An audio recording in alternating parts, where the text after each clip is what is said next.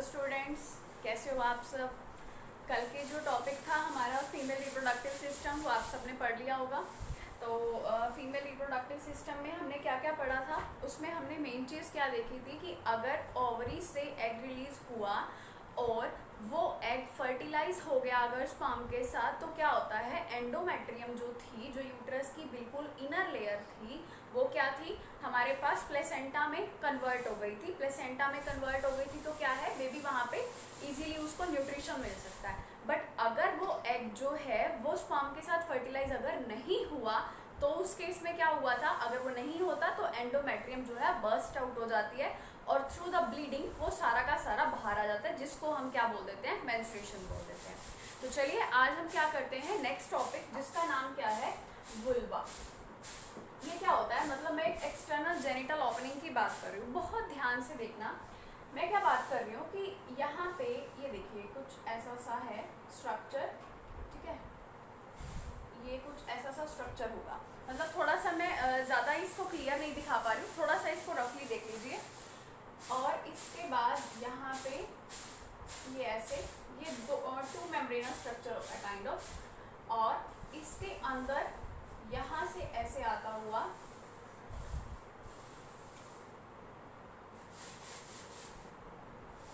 This one. अब यहाँ क्या होगा, दो ओपनिंग्स हैं यहाँ पे, this one and this one. ये जो अपर ओपनिंग है, इस अपर ओपनिंग को मैं बोलती हूँ यूरेथ्रल ओपनिंग,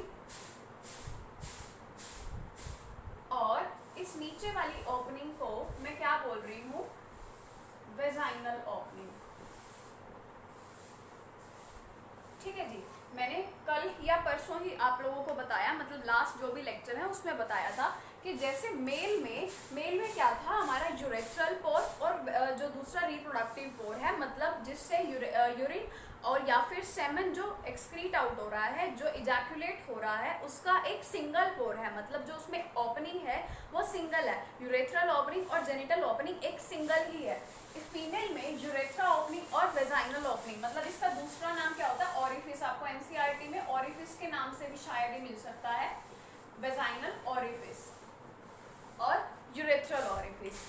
ये यूरेथ्रल ऑरिफिस के जस्ट ऊपर, यहाँ पे बिल्कुल ऊपर, यहाँ बहुत छोटा सा एक स्ट्रक्चर है, वेरी सेंसिटिव स्ट्रक्चर, जिसका नाम क्या है, क्लाइटोरिस। बहुत ज्यादा सेंसिटिव, एक्स्ट्रा सेंसिटिव स्ट्रक्चर होता है ये, एक्स्ट्रा सेंसिटिव।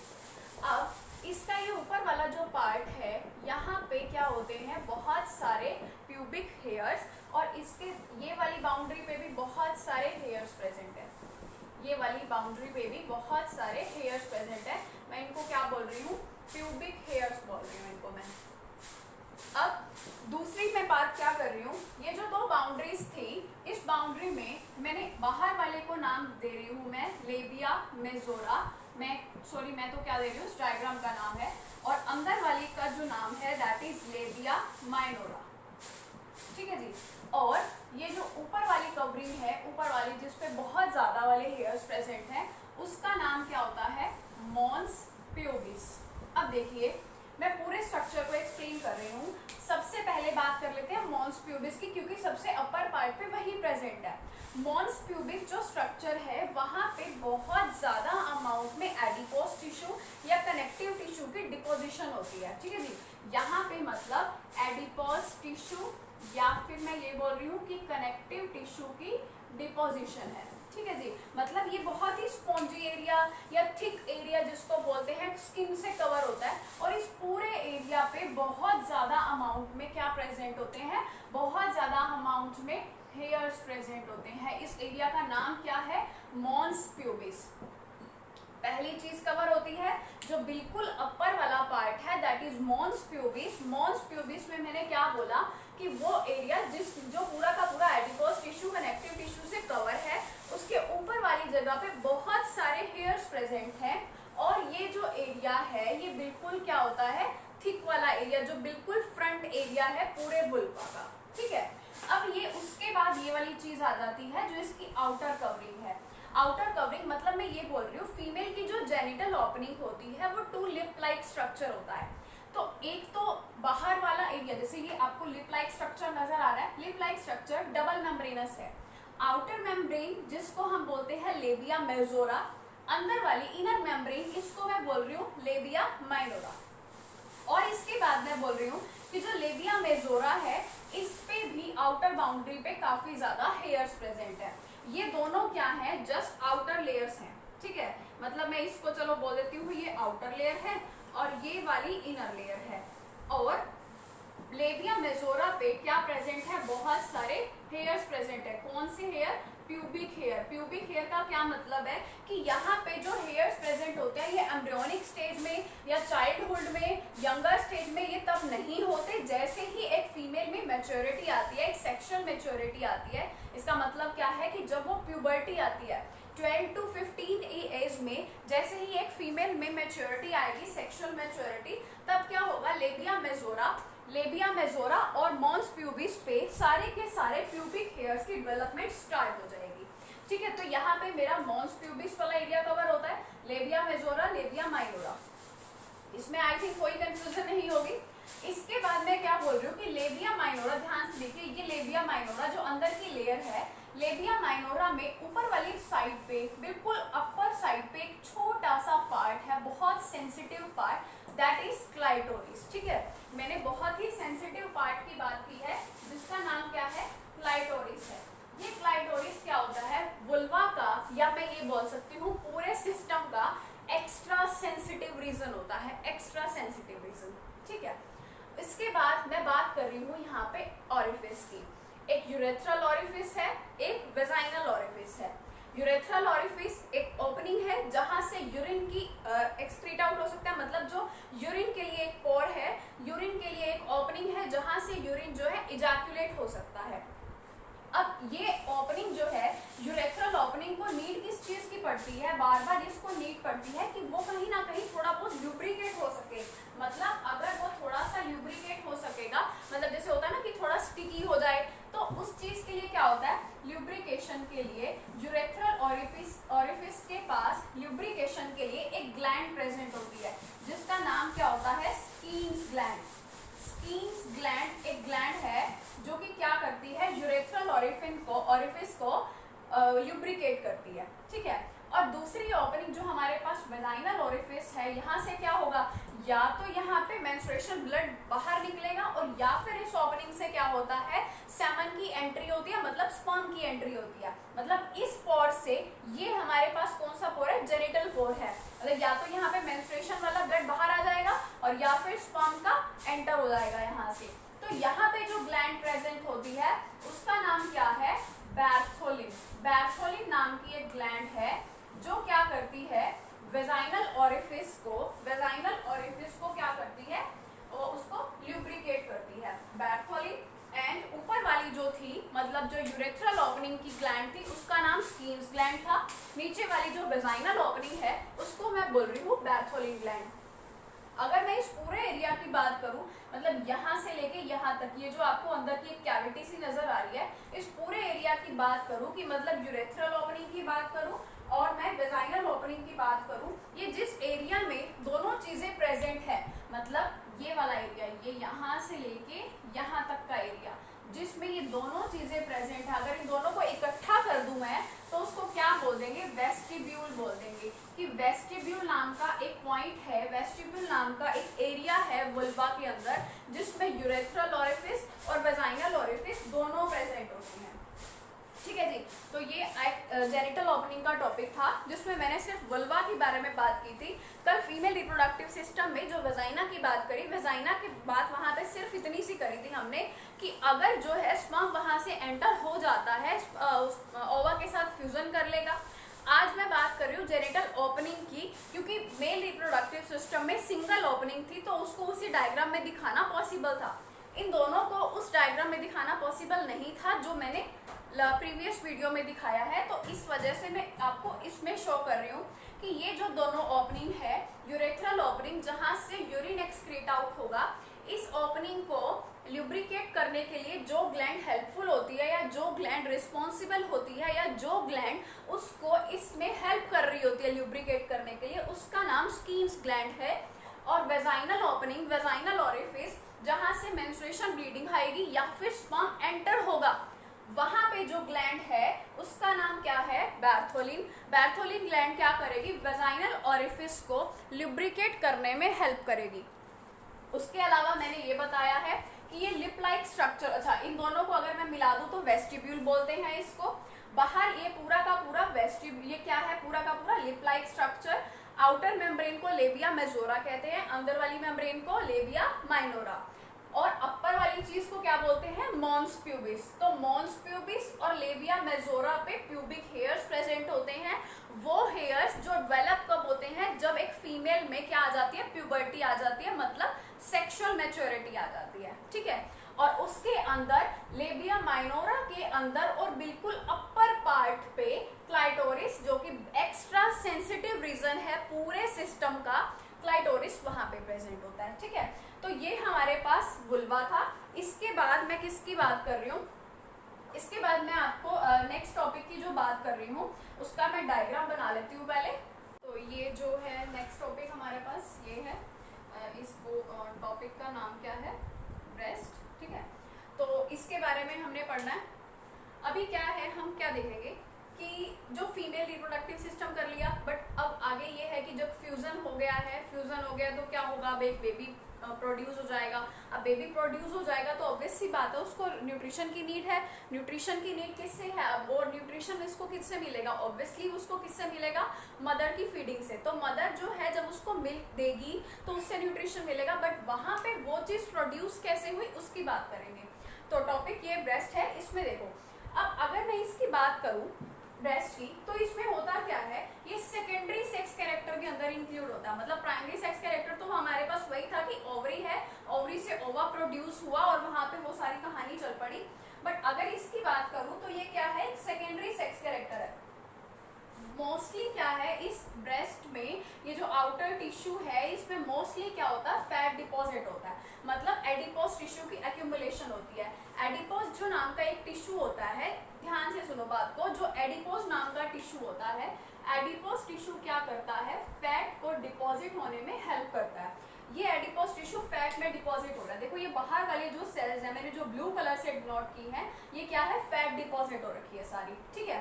तो ये सारी की सारी जो फैट यहाँ पे डिपॉजिट है, अब ये क्या करेगी, इसको मतलब एक थिकनेस प्रोवाइड कर रही है कि जिस वजह से ये पूरी की पूरी क्या है, थिक नजर आती है। क्योंकि जो ये चीज है अंदर के टिब्यूल्स हैं, ये तो हर किसी का सेम होता है, but fat deposition her female में अलग अलग तरह की है। मतलब ऑब्वियसली बात है, हर किसी की बॉडी में फैट सेम तो नहीं होती, कोई कैसा दिखता है कोई कैसा दिखता है, तो उस अकॉर्डिंग ये फैट की डिपोजिशन है।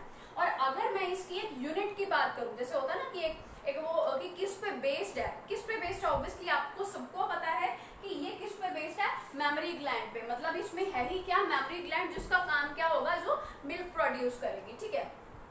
तो होता क्या है, देखो ध्यान से देखो, ये छोटे छोटे लोब्स नजर आ रहे हैं हमें यहाँ पे, इसमें ना बहुत सारे लोब्स प्रेजेंट है। मैं एक फ्लो चार्ट बना देती हूँ, वहां पे देखो बहुत सारे लोब्स प्रेजेंट है। सबसे पहले क्या है, 15 to 20 लोब्स प्रेजेंट है इसमें, छोटे छोटे सेल्स टाइप।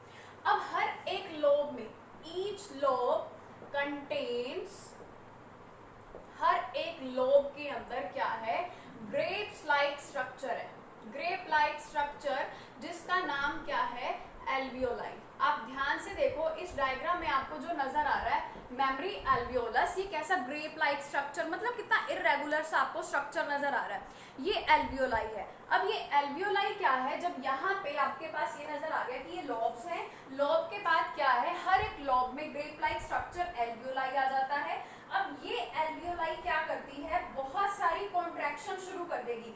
कॉन्ट्रैक्शन शुरू कर देगी तो क्या करेगी, इसके पास जो भी सिक्रेशन है, यहाँ पे ये क्या करेगी, मायो एपिथेलियम के साथ, अच्छा चलो उसको छोड़ो एक बार, यहाँ पे ये सिक्रेशन स्टार्ट करेगी। और ये डक्ट, ध्यान से देखो एक बार, ये वाली एक डक्ट नजर आ रही है आपको, यहाँ से शुरू हो रही है, बहुत सिंगल सिंगल, उसके बाद यहाँ पे एक स्वेलो स्ट्रक्चर नजर आ रहा है, हर जगह पे थोड़ा सा स्वेलो है। उसके बाद ये डक्ट्स यहाँ से हर जगह पे डिवाइड है, देखो यहाँ से निकली कितनी थी, सिर्फ 4-5, फिर यहाँ पे एक स्वेलो पार्ट नजर आ रहा है, फिर वहां से बहुत सारी डक्ट्स निकल रही है। तो मैं कहना क्या चाह रही हूँ कि आउटर पार्ट क्या हो गया, ये तो हमारे पास निपल्स वाला पार्ट हो गया। निपल्स जो इससे कवर है, जो ऊपर का एरिया है जिससे निपल्स वाला एरिया कवर है, उसको क्या बोलते हैं, एरियोला बोलते हैं। ये वाली जो डक्ट्स आ रही थी, जो बिल्कुल जो 4-5 निकल रही हैं, आप एनसीईआरटी में डायग्राम ध्यान से देखिएगा, अगर आपको यहाँ पे थोड़ा क्लियरली विजिबल नहीं भी है तो एनसीईआरटी पे आपको मिल जाएगा। वहां पे क्या देखोगे, बिल्कुल निपल्स की स्टार्टिंग पे जो यहाँ पे 3 to 4 ग्लैंड्स डक्ट्स नजर आ रही हैं, जो आगे डिवाइड अभी नहीं हुई, वो क्या है, उसको बोलते हैं लेक्टिफेरस डक्ट। फिर जो आगे स्टोरेज वाला पार्ट आ रहा है, जो थोड़ा सा स्वेलो है, उसको क्या बोल रहे हैं हम, एम्पुला। उसके बाद जो डक्ट्स वहां से डिवाइड हो रही है, वो कौन है, मेमोरी डक्ट। और ये grape like structure, that is memory alveolus. तो मैं इसके बाद बात क्या कर रही हूँ, ध्यान से देखो, एल्वियोलाई के बाद मैं बात क्या कर रही हूँ, यहाँ पे मैं बात ये कर रही हूँ कि ये यहाँ से जो सिक्रेशन है वो कहाँ चली गई, यहाँ पे ये जो टिब्यूल्स है, ये देखो ये टिब्यूल्स है ना, आउटर स्ट्रक्चर, तो इसका ये मेमोरी एल्वियोलस हो गया। ये वाला जो मेन जो ये वाली आ रही है, देखो ये वाला तो स्ट्रक्चर हो गया, this structure is memory alveolus, जो इसके आउटर बाउंड्री पे ये वाला ये तो ये हो गया। और जो यहाँ से ये जो डिवाइड हो रही है, मतलब जो 4-5 से देखो 10-12 बन गई, वो कौन है, मेमोरी डक्ट है। लेकिन ये वाली जो पूरी की पूरी पीछे आपको नजर आ रही है, ये कौन है यहाँ पे, मेमोरी टिब्यूल्स। तो इसके पास जो सिक्रेशन होगी वो कहाँ चली जाएंगी, मेमोरी टिब्यूल्स के पास चली जाएंगी। मेमोरी टिब्यूल्स के पास से कहाँ चली जाएंगी, मेमोरी डक्ट के पास चली जाएंगी, sorry memory duct. Memory duct के बाद क्या होगा, एम्पुला के पास चली जाएंगी। एम्पुला कौन है यहाँ पे, टेम्परेरी स्टोरेज करता है। टेम्परेरी स्टोरेज का मतलब क्या है कि यहाँ पे मिल्क जो है थोड़ा सा आके स्टोर हो जाता है। और फिर उसके बाद लास्ट में कौन आ जाता है, लेक्टिफेरस डक्ट। लेक्टिफेरस डक्ट क्या करती है, यहाँ से मिल्क की सिक्रेशन कर देती है, यहाँ से मिल्क सिक्रेशन हो गई, ठीक है। तो ध्यान से देखो एक बार फ्लो चार्ट और डायग्राम, दोनों चीजों को बहुत ही ध्यान से देखो। मैंने ये बोला है कि आउटर बॉडी पे तो फैट है जिसकी डिपोजिशन हो रखी है, पॉइंटेड एंड को निपल बोला हुआ है, जो कि कवर किससे है, एरियोला से, ठीक है। अब यहाँ पे जो 3-4 डक्ट्स नजर आ रही है, दैट इज लेक्टिफेरस डक्ट, जो क्या करती है, बिल्कुल इजैक्यूलेट में हेल्प करती है। मतलब जो होता है ना कि फाइनल प्रोसेस है कि यहाँ से मिल्क जो है इजैक्यूलेट होने वाला है, या यहाँ से जो मिल्क है वो सिक्रेट होने वाला है, वो कौन सी डक्ट है, वो लेक्टिफेरस डक्ट है। जब वो आगे जाके स्वेलो हो जाती है, उसमें स्ट्रक्चर कौन है, एम्पुला। स्वेलो क्यों हो जाती है, क्योंकि वो टेम्परेरी स्टोरेज का काम कर रहा है। उसके आगे यहाँ पे जो इसमें बहुत सारी में डिवाइड हो रही है, ये कौन है, mammary duct, tubules and then alveolus. अगर आपको टिब्यूल्स कंफ्यूज भी कर रहा है तो आप इस टिब्यूल्स को छोड़ सकते हो, आप इस टिब्यूल को छोड़ो, क्योंकि इसमें आपको मेंशन नहीं किया हुआ, तो आपको शायद ये क्या कर रहा है, कंफ्यूज कर रहा है। मैं इसको छोड़ रही हूँ, मैं क्या कर रही हूँ, सीधी इसकी बात कर रही हूँ। यहाँ पे क्या है, देखो हमारे पास बहुत सारे लोब्स हैं, लोब्स क्या कर रहे हैं, हर एक लोब में एल्वियोलाई है, ठीक है। एल्वियोलाई के बाद जो सिक्रेशन गई वो कहाँ गई, मेमोरी डक्ट में गई। मेमोरी डक्ट के बाद कहाँ पहुंची, एम्पुला में पहुंची। एम्पुला के बाद लेक्टिफेरस डक्ट, लेक्टिफेरस डक्ट के बाद निपल से क्या होगी, इजैक्यूलेट हो जाएगी। ये तो था इसका स्ट्रक्चर कि ये जो मिल्क जब जैसे ही फीमेल की बॉडी में बनना शुरू हो जाएगा, तो वो बॉडी से बाहर किस प्रोसीजर से निकलेगा। मतलब ऑब्वियस सी बात है ना, चलो ठीक है, बन गया, मान लिया बन गया, लेकिन वो बन तो गया, लेकिन वो निकल गया ऐसे तो नहीं ना कि चलो जी बन गया अब ये निकाल दो, ऐसे तो नहीं पॉसिबल। कोई ना कोई चीज तो होगी जो उसको हेल्प करती होगी बाहर इजैक्यूलेट होने में, बाहर सिक्रेट होने में। वो जो चीज है उसका नाम क्या है, उसका नाम है हार्मोन। तो ठीक है, एक बार बताती हूँ, वो जो हार्मोन है उस हार्मोन का नाम क्या है, उस हार्मोन का नाम है प्रोलैक्टिन हार्मोन। ये प्रोलैक्टिन हार्मोन क्या करता है, ये क्या करता है, मिल्क सिक्रेशन में हेल्प करता है, मिल्क सिक्रेशन। अब एक बात है, ये मिल्क सिक्रेशन कब होगी, जब वो फीमेल क्या है, एक मतलब प्रेग्नेंट फीमेल के अंदर ही होगा, मतलब प्रेग्नेंट लेडी के अंदर प्रोलैक्टिन हार्मोन जो है वो प्रोड्यूस होगा, स्टिमुलेट होगा। स्टिमुलेट उसके होने से मिल्क सिक्रेशन हो जाएगी। जैसे कि मैंने कल बताया या उसके पहले बताया, मैं बार बार एक ही बात कर रही हूँ कि ब्रेन से सभी हॉर्मोन्स को स्टिमुलेशन मिलती है, ठीक है। तो होता क्या है, पिट्यूटरी ग्लैंड से इसको भी स्टिमुलेशन मिल गई, पिट्यूटरी ग्लैंड ने स्टिमुलेट कर दिया किसको, प्रोलैक्टिन हार्मोन को। प्रोलैक्टिन हार्मोन का काम क्या है, मिल्क सिक्रेट करना। मिल्क सिक्रेट कब होगा, जब मतलब इसकी नीड कब कर पड़ेगी, जब फीमेल प्रेग्नेंट है, अदरवाइज तो उसकी कोई नीड नहीं है।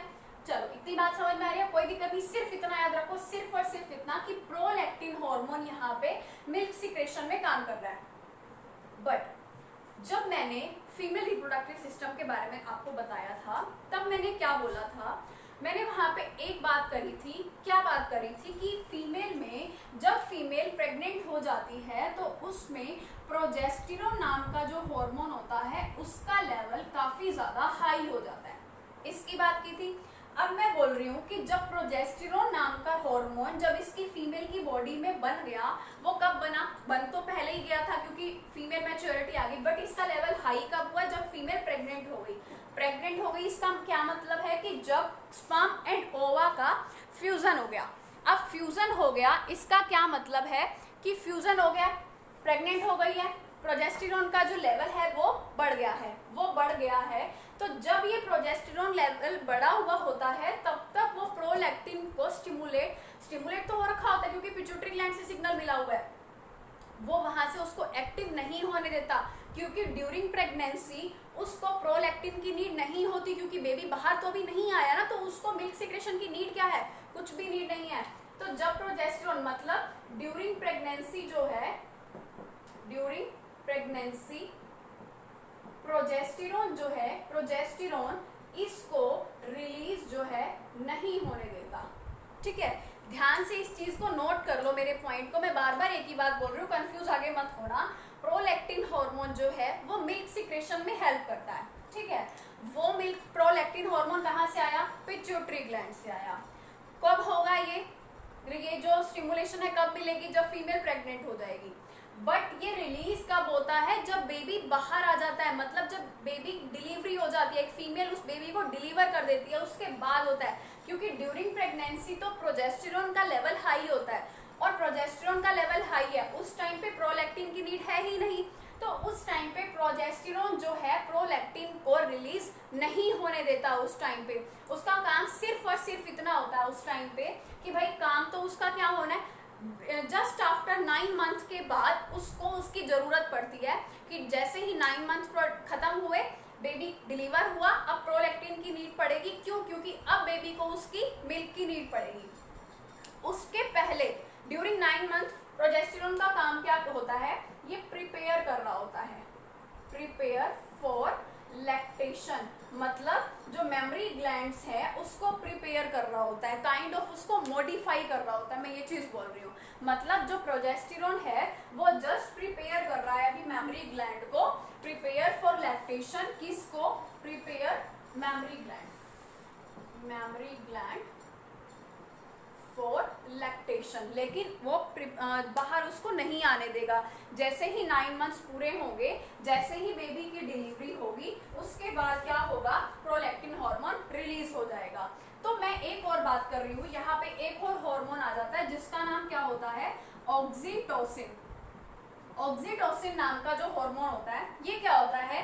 जैसे ही बेबी का बर्थ होता है, बेबी के बर्थ के बाद ये बाहर आ जाता है, मतलब मैं ये बोल रही हूँ कि ये जो दोनों हार्मोन है, ये वाला हार्मोन और ये वाला हार्मोन, जैसे ही बेबी की डिलीवरी होती है, बेबी की डिलीवरी के बाद ऑक्सीटोसिन रिलीज हो जाता है। ऑक्सीटोसिन रिलीज हो जाता है, प्रोलैक्टिन रिलीज हो जाता है। प्रोलैक्टिन रिलीज होके क्या करेगा? उसने तो मिल्क सिक्रेशन करना है।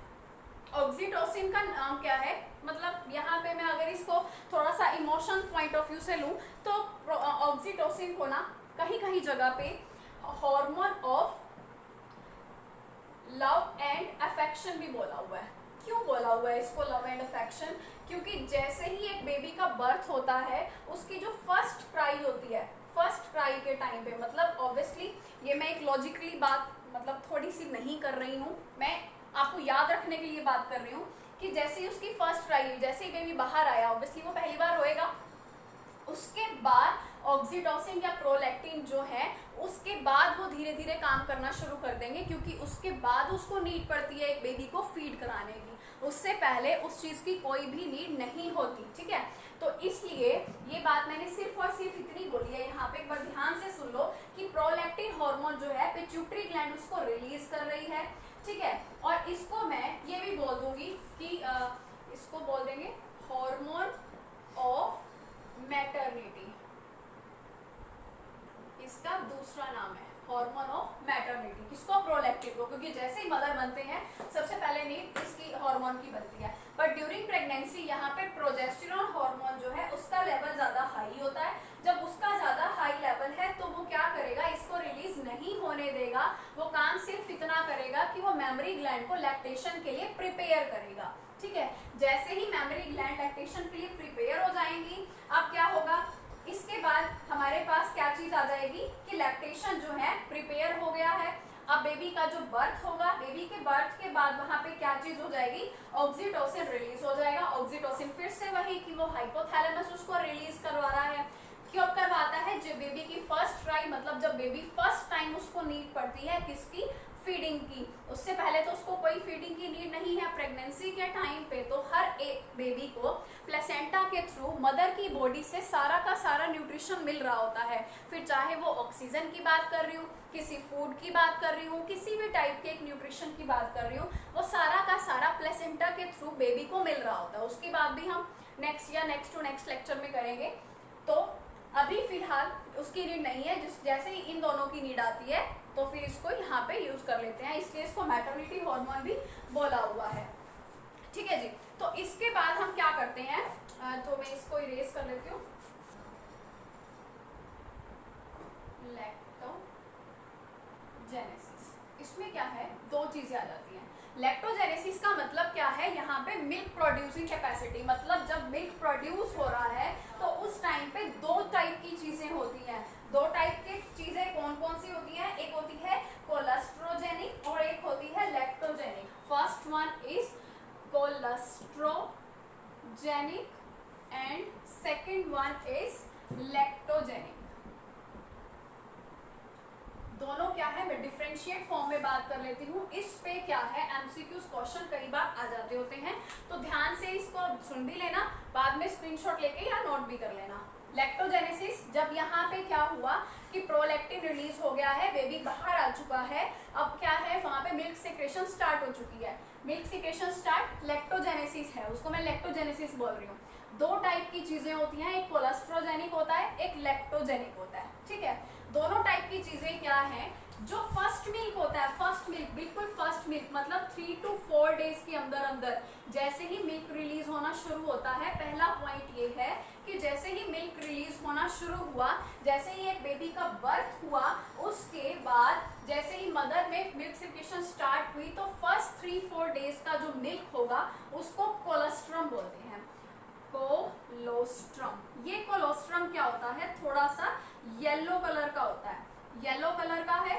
और दूसरा पॉइंट हो गया कोलोस्ट्रम, कोलोस्ट्रम येलो कलर का है। थर्ड पॉइंट क्या है, ये बहुत ज्यादा प्रोटीन रिच होता है, प्रोटीन रिच, या फिर मैं ये बोल देती हूँ कि ये बहुत ज्यादा न्यूट्रिशनल वैल्यू वाला होता है, न्यूट्रिशनल वैल्यू।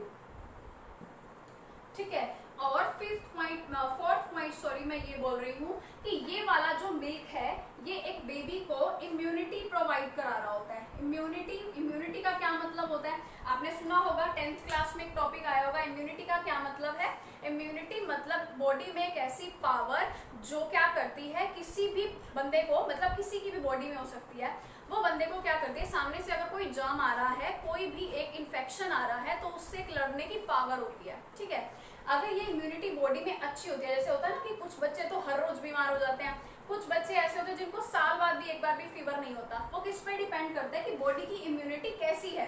ठीक है, तो वो इम्यूनिटी क्या है, बर्थ से पहले तो थोड़ी बहुत प्लेसेंटा से ही मिल जाती है, और बाकी इम्यूनिटी जिसका नाम क्या होता है, एंटीबॉडी, IgA। इसकी डिटेल जो है, इस वर्ड की डिटेल भी हम आगे करेंगे। फिलहाल आप इतना याद रखो कि जो इम्यूनिटी है, इम्यूनिटी IgA आपको ये जो फर्स्ट कोलोस्ट्रम मिल्क होता है उसमें से मिल जाती है, जो थोड़ा येलो कलर का होगा, प्रोटीन रिच होगा, और इसमें एंटीबॉडीज होंगी IgA नाम की। अच्छा, इम्यूनिटी, या फिर ये बोल सकते हैं कि प्रोड्यूस एंटीबॉडीज। एंटीबॉडीज का क्या मतलब है कि ये क्या करता है, बहुत ज्यादा न्यूट्रिशनल वैल्यू तो है ही ऑब्वियसली, तो इससे क्या होता है कि बच्चे में एंटीबॉडीज प्रोड्यूस हो जाती हैं, इम्यूनिटी स्ट्रॉन्ग हो जाती है उस बच्चे की। ठीक है, तो ये तो था कोलोस्ट्रम। वो मिल्क जैसे ही मदर में रिलीज हुआ, उसके 3 to 4 डेज के बाद जो मिल्क होता है वो थोड़ा येलो कलर का होता है, और वो बहुत ज्यादा वाला प्रोटीन उसमें प्रेजेंट होता है। मतलब एक होता है ना कि मस्ट है वो चीज, तो बहुत ज्यादा मस्ट कि भाई ये तो कराना ही कराना है। हर बेबी को वो 3 to 4 डेज की फीडिंग करानी बहुत ज़रूरी होती है, क्योंकि उससे IgA नाम की इम्यूनिटी मिलती है, जो दुनिया की और किसी चीज़ से शायद नहीं मिल पाएगी, जो उसी कोलोस्ट्रम से मिलेगी। और वो कोलोस्ट्रम कब मिला था? 3 to 4 डेज का। और जो दूसरी स्टेज आती है लैक्टोजेनिक, ये लैक्टोजेनिक का फर्स्ट पॉइंट क्या है कि जैसे ही ये 4 डेज खत्म होते हैं, उस 4 डेज के बाद जो मिल्क रिलीज होगा 4 to 5 डेज बोल देते हैं, क्योंकि किसी में वो 4-5 डेज रहता है, किसी में 3 डेज रहता है, वेराई करता है, ठीक है, थोड़ा बॉडी टू बॉडी। ये 4-5 डेज के बाद जो मिल्क रिलीज होगा वो लैक्टोजेनिक होता है। और ये क्या होता है? वाइट कलर का होता है, येलो कलर नहीं होता, ठीक है। और थर्ड पॉइंट क्या है, अगर मैं न्यूट्रिशनल वैल्यू की बात करूँ, ये प्रोटीन रिच था, और ये क्या होता है? Rich in sugar. और रही बात एंटीबॉडीज की, तो ऑब्वियसली इतनी बात तो शायद वो भी होता है, एक ऐड भी आती है अमिताभ बच्चन की। अमिताभ बच्चन क्या बोलता है उसमें कि हर एक बेबी को 6 महीने तक तो मदर का मिल्क ही फीड कराना होता है। तो उसमें क्यों ज़रूरी होता है कि न्यूट्रिशनल वैल्यू तो होती ही होती है, उसमें कोई डाउट नहीं है, न्यूट्रिशनल वैल्यू तो आएगी आएगी, बट वो डिफ्रेंशिएट फॉर्म में नहीं आ सकता, क्योंकि वो इसमें भी होता है और वो इसमें भी होता है। बट इसमें और इसमें फ़र्क क्या है कि ये कोलोस्ट्रम ये एंटीबॉडी प्रोवाइड करता है, इसमें ऐसा कुछ नहीं होता। ये येलो कलर का है, वो वाइट कलर का है, इसमें बहुत ज़्यादा अमाउंट में कौन है? प्रोटीन है, और इसमें कौन है? शुगर है, ठीक है। तो इसको आप एक बार ध्यान से देख लीजिए और इसको नोट कर लीजिए। अच्छा, ये वाली चीज़ भी एक लिख लेना कि इसमें ऑब्वियसली एंटीबॉडीज तो होंगी, लेकिन लेस होंगी, लेस एंटीबॉडीज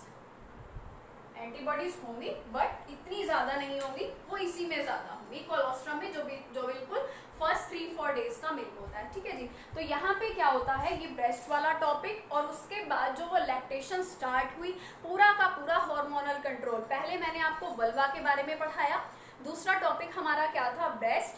थर्ड टॉपिक क्या था? Hormonal control. हार्मोनल कंट्रोल किस चीज़ के थे कि वहाँ से मिल्क प्रोड्यूस कैसे हुआ, मतलब लैक्टेशन के, hormonal control of lactation. And then lactogenesis जब स्टार्ट हो गई, जब मिल्क प्रोड्यूस हो गया, उसके बाद 2 टाइप से प्रोड्यूस होता है वो। पहले 3-4 दिन के मिल्क को कुछ और बोलते हैं, और उसकी वैल्यूज कुछ और ही होती हैं, अलग एंटीबॉडी है, अलग टाइप का न्यूट्रिशन है, अलग टाइप का कलर है, और इसकी कुछ और ही है, ठीक है। तो ये आपका टॉपिक यहाँ पे खत्म होता है, इसको ध्यान से पढ़ लीजिएगा और इसके अच्छे से नोट्स प्रिपेयर कर लीजिएगा, ठीक है। तो मिलते हैं नेक्स्ट वीडियो के साथ।